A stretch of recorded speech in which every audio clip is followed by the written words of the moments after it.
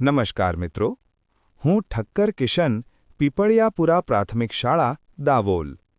આજે આપણે ભારતના એક ખૂબ જ મહત્વના દિવસ વિશે વાત કરવા જઈ રહ્યા છીએ, પ્રજાસત્તાક દિન. દર વર્ષે 26 જાન્યુઆરીના રોજ આપણે પ્રજાસત્તાક દિન ઉજવીએ છીએ. પણ તમને ખબર છે કેમ? 26 જાન્યુઆરી 1950ના દિવસે આપણા દેશનું બંધારણ લાગુ થયું.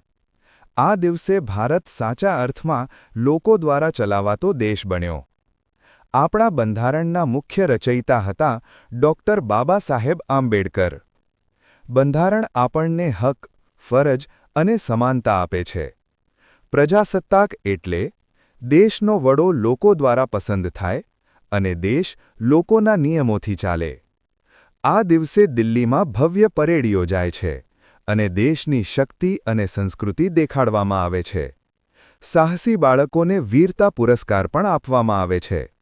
મિત્રો, પ્રજાસત્તાક દિન માત્ર રજા નથી. આ દિવસ આપણને યાદ અપાવે છે કે આપણે સારા નાગરિક બનવું જોઈએ, દેશના નિયમો માનવા જોઈએ અને દેશને આગળ વધારવો જોઈએ.